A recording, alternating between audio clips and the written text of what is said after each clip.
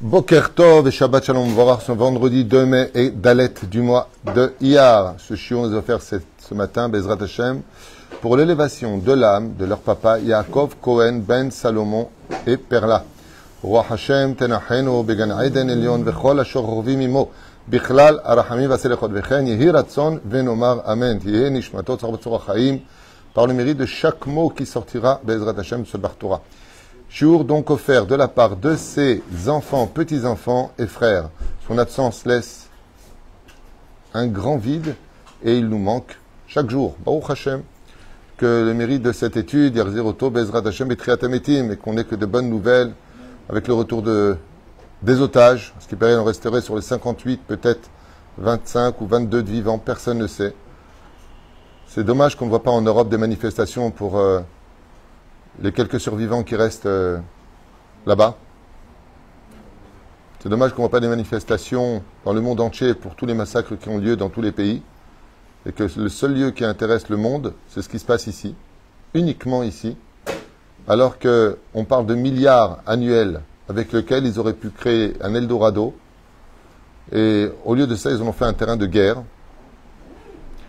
J'espère qu'un jour la justice tombera sur terre et que la vérité, Bezrat Hashem, sera dans tous les cœurs de l'humanité. Je souhaite. En tout cas, en attendant, nous avons un chiour. Bezrat Hashem, en ayant une pensée pour tous les malades, comme était Israël, beaucoup de personnes encore seules. On pensera à toutes ces bnotes Israël qui, dans une attente infernale, où chaque jour paraît être une année pour leur mariage, Bezrat Hashem, Jizibou Gagoun et Kolam Israël. Et on commence ce chiour, Bezrat Hashem, bonne santé pour ma maman qui a aussi besoin de vos prières. On fera une Ilana Bat Myriam Jami. Mais de l'autre côté, Shabbat arrive, deux parachutes Tazria, Metzora, et on parle souvent pour ces parachutes-là, tous les rabbinim, ils parlent de la gravité du Lachon Hara, puisque cette fameuse Maka de la Tsaraat qui venait sur l'homme, eh bien, était provoquée par le fait qu'il ait parlé trop. Trop parlé. Donc, ça veut dire quoi, trop parler? Comme le dit le roi Salomon, Nafshi Yatzia Bedabero. Mon âme a quitté à cause de trop de paroles. Parce que ma parole est sortie, donc trop. Et qu'est-ce que c'est du Lachon Hara? C'est des choses que tu n'aurais pas dû dire. Et étant donné que tu les as dites, tu as trop parlé. De l'autre côté, ça c'est du côté de la personne qui est frappée par la lèpre, dans cette paracha. De l'autre côté, ce qui est très curieux, c'est qu'en général, comme c'est marqué dans la paracha de Mishpatim, Verapo, Yerapé, quand on est malade, la Torah nous ordonne d'aller voir le médecin. Elle ne nous ordonne pas d'aller voir un Cohen, ou un Lévi, ou un Rav. On peut aller voir un Rav pour une bracha, mais le Rav n'est pas médecin. Donc le médecin va te dire, comme le Rav de Führer, va chez tel médecin et pas chez celui-ci, parce qu'il sait que celui-ci est plus spécialisé. Mais chacun son rôle. On ne va pas prendre le rôle de ceci et cela. Par contre, oui, il y a des Gdolé Israël, comme le Rabbi Lubavitch, le Rav Ovadia ou le Rav Shteman qui disaient « Ne te fais pas opérer maintenant ». Et les médecins ont reconnu que, heureusement, que leur opération n'avait pas été faite. Alors, il peut y avoir des choses comme ça. Mais si une personne qui n'est pas du tout investie de ce genre de rôle, ben c'est le Kohen. Le Kohen au Beth Amikdash, il est ni médecin, ni quoi que ce soit. Même au niveau du roi HaKodesh, il est dépendant des Horim et Tumim. Et lui, pour une situation aussi grave que la lèpre, qui s'abattait sur la peau, d'abord sur les maisons, sur les vêtements, et ensuite sur la personne, on vient voir lui, et on lui dit qu'est-ce que t'en penses? Qu'est-ce que t'en penses? Alors comment ça se passait? Ces deux parachiotes vont nous expliquer techniquement, en long et en large, les tenants et aboutissants techniques. Est-ce que le poil était blanc? Est-ce qu'il était noir? Est-ce qu'il était dame-damette? Est-ce qu'il était rougeâtre? Est-ce qu'il était... Donc c'est technique. Personne, à part le Kohen, pouvait décréter et donc donner vie ou pas à une continuité de cette maladie, qui normalement était incurable. Ce qui fait que la personne qui était frappée était prévenue, il commençait un peu trop parler, les murs étaient empreints, ces murs, à l'intérieur de sa maison, de lèpre, donc attention, nous. Ses vêtements, il prenait d'un coup sa tunique, il voyait qu'il y avait une tache qui justement était une lèpre. Ça se rapproche. Et si la personne continuait avec sa sale bouche à parler, il était frappé. Dès qu'il était frappé, il était impur. Et donc, mida keneged mida lo batla, puisque tu isoles les gens avec ta sale bouche, celui-là il est comme ça, celui-là il est comme ça, tu éloignes la société de lui. Sa réparation, c'est de vivre sur sa chair ce qu'il a fait faire aux autres. C'est-à-dire que tu vas te retrouver isolé, à parler avec des murs, parce que tu as isolé les uns les autres. Donc, mida keneged mida lo batla. Qu'est-ce qui permettait la guérison? La prise de conscience qu'il avait fait du mal et qu'il le regrettait. Ainsi, les simanim, les signes qui apparaissaient, grâce à cet échouva intérieur, eh bien, déclarait qu'après 7 jours, enfermé dans une maison, il pouvait sortir. C'est pas une prison, c'est simplement qu'il est isolé. Mais si la personne n'avait pas agi en se disant, mince, je ferais mieux de me taire, d'arrêter de parler des uns et des autres, de trouver plus de mérite, ou tout simplement tu n'es pas d'accord, ou tu lui en veux, tais-toi. Emmène le bédine, c'est un conflit, mais ne parle pas dans son dos. Résultat, eh bien, les signes restaient probants. Et là, il y a quelque chose de bizarre. Dans l'écoute Shimoni, on nous rapporte que le roi David, Zecher Tzadik Vekadosh Ivracha, Melech Israël, Aouf Be'ene Hashem, Tzadik Yesod Olam, David Amelech, quand il a fini d'écrire les Teilim, il a fait une prière à Dieu. Et écoutez bien, c'est magnifique. Qu'est-ce qu'il a dit dans sa prière? Il a dit, Maître du monde, je souhaite que tout celui qui lira mes 150 Teilim, donc tous les Teilim, pas tout en entier, tu ne lis pas le livre en entier, même tous les jours un peu. C'est comme si que le Kohen avait décrété par sa parole qu'il était quitte des Négaïm et du Oel. Ça veut dire quoi? Ça veut dire que tout celui qui lit les Teilim, c'est comme si qu'il est parti voir le Kohen pour qu'il lui décrète qu'il a réussi et que Dieu le dégage des maladies, dont l'importance de lire les Teilim quand on est malade, ou du Oel. Mazé le Oel. Le Oel Amet, c'est-à-dire l'impureté. Et le roi David, il dit, en comparaison incroyable, je demande au ciel que tout celui qui lit des Teilim, et lire des Teilim, ça ne demande pas d'être Racham, tu sais lire l'hébreu, même en phonétique. Pour ceux qui ne savent pas, bah, tu lis les Teilim. En général, les Teilim sont souvent l'étude des gens qui ne savent pas étudier. Ceux qui savent étudier vont faire les Teilim du jour, mais pas tout de suite à la Gemara, à Mishnah, Zohar, ils vont étudier la Torah. Mais les gens qui ne savent pas vraiment étudier, les Teilim, tout le monde sait les faire. En général, quand tu donnes des Gemarot ou des études un peu approfondies, même Rashi, sur un paracha de la semaine, tu as les personnes qui ne savent pas très bien étudier, se mettent de côté. Mais les Teilim, tout le monde les prend. Comment tu peux comparer quelque chose d'aussi simple? Toi, David Amelech, comment tu peux comparer la lecture des Teilim qui, en fin de compte, ben, il n'y a rien de spécial, tu lis, c'est tout. Tu n'as pas besoin de connaître les kavanot du roi David. Tu lis des Teilim, Shir la Maalot, Essaena, Eliaram Yavozri, tant mieux si tu comprends. Mais même si tu ne comprends pas l'hébreu, le roi David, il dit, comprenant qu'on partirait en galoute, que tous les juifs qui liront les Teilim, a dit le roi David, qu'il soit comme si qu'il arrivait devant le Kohen et que le Kohen a décrété, Tahor, qu'il est pur. Qu'est-ce que tu peux comparer quelque chose d'aussi complexe? On a besoin de 2 parachutes pour expliquer le domaine technique de Tata avec des Teilim à lire tous les jours. C'est incomparable. Ça, c'est facile. Ça, c'est compliqué. Comment tu peux demander une telle chose? Et puis, pourquoi demander qu'il soit sauvé des Négaïm? C'est-à-dire que quand on parle des Négaïm, on parle la lèpre. Elle est incurable. Eh bien, le roi David, il demande à Dieu que ces Teilim soient capables de renverser la nature, que l'impossible devienne possible. C'est un peu culotté. C'est un peu effronté. C'est un peu exagéré. Et Akadosh Baruch Hu adhérera à sa demande. Oui. Que celui qui sera touché par une maladie, quoi que ce soit, qui font tous les Teilim, ils vont lire les Teilim, et pourtant, allez, on les distribue entre nous. Oui. Ou alors Oel. Ça veut dire quoi Oel? Tout matmet qui s'est rendu impur. Mais quel rapport? Ou Vetaher. Ça veut dire que l'impureté va dépendre d'un processus. Il dit non, celui qui lit les Teilim, comme l'explique dans le livre Shtaprut Nefesh de Rabbeinu, celui qui lit les Teilim, c'est comme un marteau-piqueur qui va casser la clipa, l'impureté qui est en toi. Ce qui fait que les Teilim sont valables pour toutes les maladies, tous les négaïm, même la personne qui est assimilée, qui est avec une non-juive, lit des Teilim pour qu'il fasse tchouva. Pour le Shlom Bayit, lit des Teilim, le Teilim 119 par excellence. Fechan al Zaderech, les Teilim ont une force. Et ça qu'il a demandé, le roi David, quand il a fini les Teilim. Et là, les Chachamim, ils posent une question, comme celui que Rav Yonah. Il dit, mais sur quoi il s'est basé le roi David pour demander une telle chose? Sur les 2 parachutes de la semaine. Quand le roi David a vu que tout le problème de la tsarat ne pouvait être résolu ni par le Gdolador, ni par le Sanhédrin. Imagine, tu vas dans le Sanhédrin, et tu dis, voilà, j'étais enfermé pendant 7 jours, il se tient à distance, fais voir comment que c'est, on observe les signes, est-ce que maintenant il est devenu pur ou impur sur le domaine technique? Personne, à part le Kohen Gadol, peut dire ce qu'il est. Personne. Même pas le roi d'Israël. Seul le Kohen aurait cette force. La Gemara, elle pose une question, il dit, à ce propos, et si le Kohen Gadol, qui avait été élu Kohen Gadol, il a été élu parce qu'il a couru plus vite que les autres ou que dans le tirage au sort, c'est lui qui est monté. Mais lui, c'est un Amaharet. Lui, il comprend rien, lui. Ça va. Qu'est-ce que tu fais dans la vie? Je suis Kohen Gadol. C'est bizarre.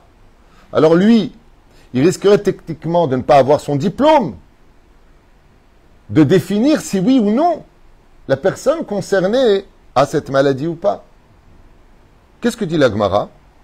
On lui enjoindra un Talmid Chacham, c'est-à-dire qu'il y a du peuple d'Israël qui est très très très investi de cette étude, qui est un technicien des couleurs, du poil, du rond, de la façon dont c'est fait, et qui va regarder, et lui il va dire, sur le domaine technique, cette personne est pure.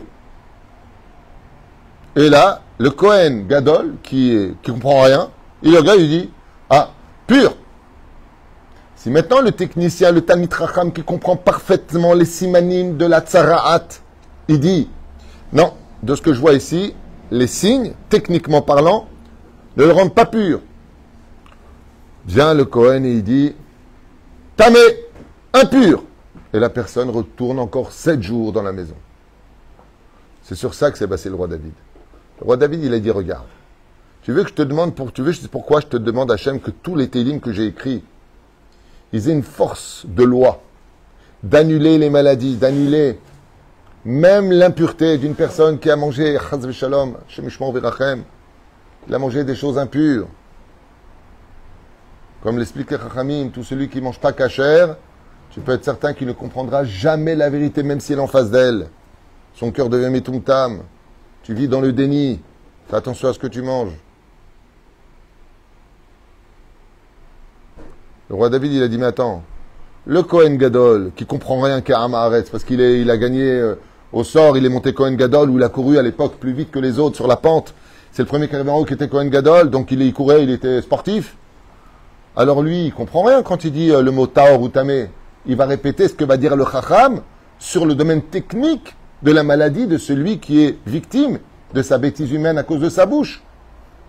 Donc si le Kohen, qui ne comprend même pas pourquoi il le dit, si ce n'est qu'en se basant sur le Talmid Chacham, il peut déclarer Taor, les Chachamim nous disent, au moment où il disait pur, la maladie partait et rentrait chez lui, il était pur. Mikvé, Nigmar. Et s'il disait impur, la maladie refaisait encore plus d'effet et se dévoilait encore plus. Amar David Amelech alav shalom, c'est ce que je veux, Hachem. Tout comme un Kohen Gadol qui comprenait rien à Maharetz, sa parole a fait force de loi. Est-ce que donc mes Teilim, qui sont si profonds, vous savez que les Teilim ont la force de la Torah en synopsis, c'est un concentré de la Torah. Toute la Torah est écrite dans les Teilim de façon allusionnée. Omer David Amelech, je demande de la même façon qu'un Kohen qui comprend rien à ce qu'il raconte, qui va répéter comme un perroquet ce que va dire le Talmid Chacham, eh bien, sa force de la parole influence. Moi, qui ai écrit les Teilim, dit le roi David, qui était Chacham Gadol, comme le technicien, chaque mot de Teilim que j'ai écrit, alors je demande à ce que chaque mot de Teilim que j'ai écrit, conviendront des gens qui ne comprendront pas la valeur des Teilim, la force des Teilim, la compréhension des Teilim, les intentions cachées et codées dans les Teilim, que lui soit comme le Kohen Gadol et moi le Chacham, c'est-à-dire qu'il se base sur mes intentions pour que, mettant ce que lui demandera dans sa prière, pour l'élévation de l'âme d'une personne, ou la LFF d'Alim pour sa guérison, ou pour la libération des otages, ou pour la sauvegarde de nos Chayalim, ou pour la Médinat Israël, ou pour la Tchouba Shlema, ou pour la Aliyah, pour un Zibou Gagoun, pour avoir un bébé, pour une bonne santé, pour une bonne parnassa, tout ce que tu demandes, que dès qu'il lise, je sois le Chacham dans le ciel qui soit sa lumière. Et tout comme Dieu, il donne de la valeur à la parole du Kohen Gadol qui ne comprend même pas pourquoi il a dit Taor, parce qu'il ne comprend pas les signes. De la même façon, quand quelqu'un sur terre lira les Teilim, même s'il ne comprend pas, et que tu as donné la force au Kohen Gadol, que ces Teilim aussi, même dans sa Tmimout, il donne la même force. Et la reine, ce qu'il y a de merveilleux à retenir dans cette paracha, c'est que on fait très attention et on parle constamment de ceux qui déblatèrent du Lachon Hara toute la journée, mais on ne se rend pas compte qu'en réalité, une parole est créatrice pour le meilleur comme pour le pire. Parler du mal de façon péjorative, destructive, d'une personne, on n'a pas besoin de la Torah pour savoir que c'est mal. Comme l'a dit Hillel Azaken, B'Masechet Shabbat B'Daf Lamed Aleph, quand le Kouti lui a posé la question, il a dit « Apprends-moi toute la Torah. C'est quoi la Torah ?» Il lui a répondu « Tu veux savoir c'est quoi toute la Torah? Tu veux savoir c'est quoi? C'est pas compliqué. Ne fais jamais à quelqu'un d'autre ce que toi, tu n'aurais pas voulu qu'on te fasse. Tu aurais voulu qu'on t'ignore? Non. Alors pourquoi tu l'as ignoré? T'aimerais que celui avec qui tu viens de manger, il parle du mal de toi dans ton dos? Ah non. J'aurais préféré qu'il ne mange pas avec moi. Alors pourquoi tu parles du mal de lui? Comme l'ont dit dans Chachamim, combien ils sont bêtes ces gens qui reçoivent du Lachon Hara toute la journée? Lui, il est comme ça, lui, il est comme ça, lui, il est comme ça. Mais tu ne dis pas une fraction de seconde que quand il va te quitter, il va parler de toi, pareil? Puisqu'il parle Bézin, il peut parler de toi. Comme ce roi qui voulait conquérir un pays, un royaume. Et il a soudoyé le conseiller du roi. Il lui a offert une caisse d'or. Quand il a vu l'argent, l'autre est devenu fou. Et il lui a dit, voilà, dans les douves, tu peux passer. Les soldats, dans leur armure, ils ont une faille. Il lui a donné tous les renseignements. Et grâce au conseiller, le roi ennemi a pris le royaume du roi vaincu. Très heureux, le conseiller vient voir le roi. Et il lui dit, je suis à votre service. Et le roi lui a dit, mettez-le à mort. Je lui ai dit, mais pourquoi? Il lui a dit, mais si tu as trahi ton propre roi qui t'a donné un gîte, qui t'a donné un lit, qui t'a donné la vie, qui t'a donné ce poste et qui t'a fait confiance, tu veux que moi je te fasse confiance? Et c'est pour ça que c'est très dommage que malheureusement, on donne beaucoup plus d'appui aux mauvaises paroles et on ne donne pas assez d'appui aux bonnes paroles. Je me souviens que Bezrat Hashem, vous savez que Rabbi Moshe Deri à la Shalom, le 9 du mois de Iyar, c'est ça, Iloula, le mercredi qui arrive, c'est la Iloula de Rabbi Moshe Deri. Et lui, un jour, il m'a appris quelque chose d'incroyable. Vous savez, des fois, il y a toujours des gens qui charrient. Ah, t'es un blindé, toi. Ça va, t'as de l'oseille. C'est des gens comme ça, ils sont un peu Aïn Ra'a. C'est pas joli de parler comme ça. Et une fois, quelqu'un à côté de lui, donc on était chez lui à la maison dans son salon, et il y en a un qui a dit à l'autre, ah, ça va, toi, t'as de l'oseille. Pas méchamment.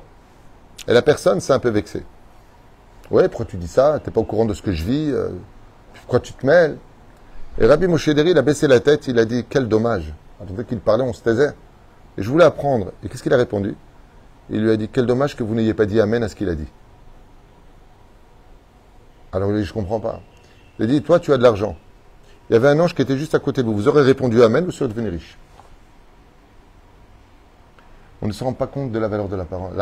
La Gemara nous dit, Afilu sichakala ben ish le ishto. Une petite discussion entre un homme et une femme sera amplifiée et entendue par tous les olamot haïlonim. C'est-à-dire, on va faire au beddin toutes les discussions, même les plus minimes, par téléphone, un mot, dans la rue, entre ta femme et toi dans le lit. Toutes ces discussions seront mises à l'écoute devant tous les anges, devant le tribunal céleste. Kol asichot shelanu. C'est pour cela que celui qui veut être un gardien de la parole, Zochel Dvarim Arbe. Il y a deux choses qui amènent les maladies. Selon le Rambam, la nourriture. Selon le roi Salomon, la parole. Dès qu'on parle mal, on peut pourrir son mazal. La parole, c'est un revolver. Il peut te protéger des ennemis, mais il peut aussi tuer ta propre famille. Ça y est, c'est fini. À mon avis, avant demain matin, il mourra. Pourquoi tu ouvres ta bouche? J'ai pas de chance. Pourquoi tu viens d'ouvrir ta bouche? Je me marierai jamais. Qui c'est qui voudrait de moi aujourd'hui? Tu viens de te condamner. Tout le monde le sait, mais qui le vit? C'est Bidu Kainyan chez la paracha azot. Isha kitazria veyalda zachar. N'oublie pas, la femme, elle ensemence. Pourquoi elle ensemence? Parce qu'elle s'est mariée dans cette attention. Et on lui dit, Mazel Tov, ben zachar ashana, que tu es un beau bébé. Réponds juste Amen. Mais non, qu'est-ce qu'elle va dire? Ah, les vailles, ils m'ont déjà enlevé une trompe, ils m'ont déjà fait ça. Amen, elle y croit pas. C'est Bidou Kainyan. Quand on va chez le Kohen et que le Kohen va déclarer son mot, tout le monde est heureux. Qu'est-ce qu'il a dit le Kohen? Qu'est-ce qu'il a dit? Il a dit Taor. Ouais. Il a dit Taor. Et Zainyan que chaque mot de Teilim, comme l'avait raconté Ethan, quand il était dans le ciel, il est mort clinique, il racontait que dans le ciel, devant le tribunal céleste, vous vous rappelez de lui? Qu'est-ce qu'il disait? Qu'il voyait les mots des Teilim monter jusque devant le trône divin. Il m'a dit, de là où j'étais, je voyais sur terre tous ceux qui priaient pour moi, leurs prières, je voyais monter devant Hachem. Je voyais monter dans la lumière. Chaque mot. Char shir la ma'alot, shir ma'alot, lamnatseach, kol mila bemila. Barechi nafshi, kol mila. Je voyais les lettres monter devant Hachem. Comme pour atténuer et repousser les dinim. Achen be'ezrat Hachem. Un jour, je finirai avec cette histoire. Dans un shlom bayit, dans mon bureau, sans donner de nom bien sûr, il y a une femme qui a dit à son mari, pourquoi tu me dis jamais je t'aime? Il a baissé la tête. Alors je lui ai posé la question, je lui ai dit, pourquoi vous ne dites jamais je t'aime? Est-ce que vous l'aimez? Il m'a répondu, je l'aime, mais je ne suis pas amoureux. Je lui ai dit, elle n'a pas demandé le mot amour, elle a demandé le mot je t'aime. Il a dit quelque chose de très puissant. Il a dit, pour moi, de dire à quelqu'un qu'on l'aime, c'est une façon de lui dire qu'on est amoureux d'elle. Je n'ai pas encore fait la distinction. Tant que vous me l'avez dit, alors oui, je t'aime, mais je ne suis pas amoureux. Je lui ai dit, est-ce que tu es toujours aussi précis dans les mots? Et sa femme m'a dit, à émettre, il est toujours précis dans les mots. Il fait très attention, même au travail, chaque mot qui sort, chaque chose qu'il dit. Ah, je lui ai dit, alors qu'est-ce qui te dérange? Écoutez bien cette histoire, chers amis, elle a son pesant d'or. C'est une histoire qui s'est passée il y a 5-6 ans à mon bureau. Il me dit, le problème que j'ai, c'est que je suis très attaché à la beauté, elle n'est pas assez belle. Quand je la regarde, je ne suis pas attiré, quoi. Alors je lui ai dit, est-ce que tu es vraiment tout le temps minutieux? Il m'a dit, je fais très attention, je ne mens jamais, je préfère perdre que de mentir. Je lui ai dit, à partir de maintenant, bénis-la pour qu'elle soit belle. Bénis-la pour qu'elle soit belle. Si tu fais attention à ta parole et que tu donnes du poids à ta parole, bénis ta femme tous les jours qu'elle devient belle. À part cela, sache une chose, l'amour épanouit les visages. Donne-lui d'amour. Car pour créer de l'amour, il faut s'investir. En t'investissant pour elle, tu vas finir par aimer. Dans l'effort, on crée justement cette magie qu'est l'amour elle-même. Je parle de cette histoire qui a 5-6 ans. Il n'a jamais été aussi heureux avec sa femme depuis cette époque. Kol yom varechota, tous les Shabbats, il a béni sur la plus belle des femmes. Pelel Ba'amida. Il m'a dit, dans l'Amida, je demande que ma femme soit belle. Je lui ai dit alors, aujourd'hui, je lui dis, je t'aime. Mais quand on dit à sa femme, son mari, hein, quand je dis la femme, toujours la femme, la pauvre. Et aussi les maris qui sont victimes, hein, je vous le dis, et pas peu. Hein. Il y a des femmes, ma sorcière bien-aimée, elle n'est pas morte, hein, je vous le dis.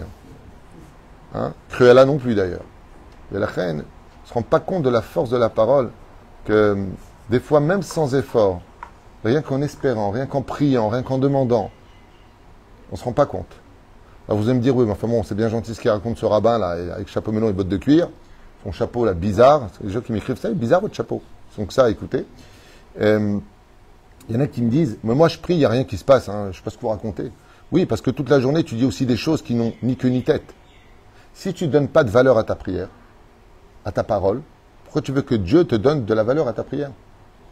Puis à part ça, un jour, il y a un mec, il vient me voir comme ça, il me dit, moi j'ai arrêté de prier. Je dis pourquoi? Il me dit, ça sert à rien de prier. Tu pries, il n'y a rien. Je lui dis, ouais. Est-ce qu'un jour, tu as dit que je crève à l'instant ou des trucs comme ça parce que tu m'as l'air un peu tunisien de Belleville? Il m'a dit, ah, je dis tout le temps ça. Je dis, si Dieu il accepte ta demande, il est obligé d'accepter aussi l'autre demande. Donc tu vas voir pour crever. La parole, elle a double sens. Hayref, pifio be'adam. Des fois, on va demander des choses négatives. Qu'est-ce qu'il fait Hachem? Il dit, je ne veux pas écouter. Parce que si j'écoute, il va perdre. 3 jours plus tard, la personne regrette. 1 semaine plus tard, il va faire une demande. Les anges, il dit, si tu prends cette demande, tu prends aussi ce qu'il a dit avant. Qu'est-ce que me sort la personne? Il dit, oh là là, mieux vaut qu'il n'écoute pas mes prières. Alors, parce que moi, le nombre de malédictions que je sors de ma bouche quand je suis énervé, mieux vaut pas qu'il écoute. Je lui dis, ben exactement. C'est pas que Dieu n'écoute pas tes prières, c'est que tu tends la main à Dieu avec de la hnana dessus. On n'a pas envie de te serrer la main de Sadiq. Si tu veux que tes prières soient exaucées, apprends à parler correctement. Pas dans ta prière, dans la vie. Parce que chaque parole monte devant Hachem. Si on croit en la valeur des Teilim, si on croit en la valeur de la prière, il faut aussi croire de l'autre côté en la valeur de nos discussions et à plus forte raison des mots que l'on sort de notre bouche. La vulgarité crée des démons, la colère est de l'idolâtrie, et on ne se rend pas compte combien on ferait mieux de prendre de recul, car la plus belle des langues, c'est celle du silence au moment où il fallait se taire. Il n'y a pas mieux au monde, à un tel point que Khazal nous dise, celui qui avait des arguments, mais qui s'est tu pour ne pas que ça éclate, pour ne pas qu'il y ait la guerre, il s'est tu. Mohalimlo al-kol avonotav. On lui pardonne toutes ses fautes. On pardonne toutes ses fautes. Ne pas tout le temps relever. Car il est beaucoup plus difficile de se taire que de parler. Et tu le vois dans les discussions. Surtout les gens qui ont le sang chaud. Ah ouais, tu veux qu'on en parle? Ah ouais, tu veux que je dise à tout le monde? Allez. Le chien aboie. Tu as touché à son cœur. Qu'est lève.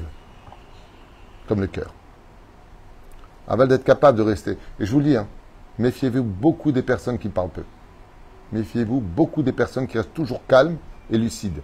Parce que pendant que toi tu t'énerves et que tu sors de toi-même, remplacé par ton Yetzirara, lui il est 100% la tête sur les épaules, et pendant que toi tu parles à aboyer, lui il est déjà en train de te détruire techniquement parlant. Méfiez-vous toujours de ça. Il y a un proverbe français qui dit « Méfie-toi de l'eau qui dort ». Et c'est la vérité. Est-ce qu'il est plus facile de se noyer dans la mer ou dans un lac? Moi qui suis un ancien très bon nageur, je peux vous dire que c'est beaucoup plus difficile de nager dans un lac. Pourquoi? Il n'y a pas de sel. Donc tu coules beaucoup plus facilement. Tandis que dans l'eau, j'étais à Yamsouf, la mer Rouge. J'ai fait des petits plongeons là-bas. Tu flottes, tu n'as pas besoin de faire d'efforts. Dans le lac, j'étais à Tibériade, tu coules facilement. Mais file-toi de là où il n'y a pas de vagues. Parce que la force du silence, la force de la retenue est beaucoup plus valeureuse que toutes ces personnes qui parlent trop. Un jour, Bernard, je vais dire un truc. Oui, mais les vérités ne sont pas toutes bonnes à dire. Et puis n'oublie pas un détail. Dans un langage, il y a le fond, il y a la forme. Ce qui est le plus important, ce n'est pas le fond, c'est la forme. Des fois, on peut avoir tort à cause de la forme, même si on avait raison dans le fond. Mais ce qui est très intéressant, c'est comment dire, j'étais à Netivot, il y a 36 ans en arrière, je vivais là-bas. Et on était assis comme ça, et bon, je parlais pas très bien l'hébreu. Je parlais l'hébreu, je me débrouillais bien, je comprenais, mais pas assez pour parler. Et on était comme ça, tous assis, avec des rabbinim, et eux, ils parlaient très vite et très profondément de sujets, ils passaient d'un sujet à l'autre. Et moi, j'écoutais, je disais pas un mot. Je comprenais rien en réalité. Ils allaient trop vite. Bon, poser une question que je ne pouvais pas parce qu'ils étaient d'un autre niveau. Quand je me suis levé, où je n'ai pas dit un mot du début à la fin, je les ai entendus dire « ça doit être un grand sage ». Un singe, je voulais dire peut-être, parce que moi, j'étais pas... Eux, comme je me suis tu et que j'ai regardé comme ça, essayer de comprendre et d'apprendre, ils ont dit « ça doit être un grand sage, ce jeune garçon-là ». J'ai entendu ça en sortant, et je me suis rendu compte qu'en réalité, moins tu parles, et plus tu es intelligent. Et qui l'a dit? Geder la chokma shtika, Rabbi Akiva. Le geder de la sagesse, la barrière de la sagesse, c'est le silence. Et on évitera beaucoup plus de problèmes et de maladies et de sujets nauséabonds. Voilà, c'est ce que je voulais partager pour ce matin, de cet enseignement très riche à partager pour ce Shabbat matin. Alors je ne sais pas si je fais un deuxième cours ou pas, je vais vous dire ça tout de suite. En attendant, je vous souhaite vraiment tous les bonheurs du monde. Yeshua Dvenechamot. Oui, on va faire un cours tout de suite après, donc je vous dis à tout de suite. Kol Tov.